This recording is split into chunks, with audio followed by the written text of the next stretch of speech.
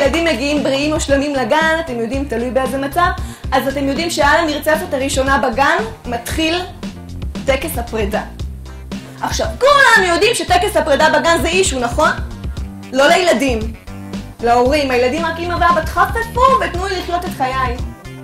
אבל ההורים, חיבוקים, נישוקים, כאילו הם לא ייפגשו עד המוות.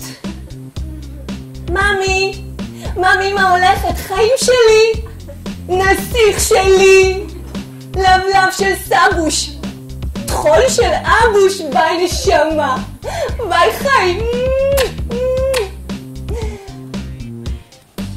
ממי, מה קרה? חם לך? קר לך? אתה חווה חרדת נטישה? ביי נשמה, ביי.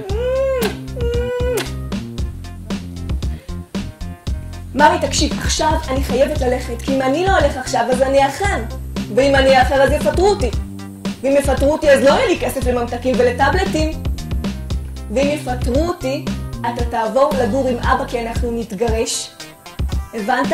ואז משם תעבור לבית יתומים ותחיה שם עם מטפלת מרשעת שתתעלל בך, הבנת חמודי דודי? אז עכשיו אני אלך, וכשאני אחזור אני אקנה לך מלא ממתקים ומלא צעצועים, ואת כל משכורת 13, ואת כל הירושה של סבתוש.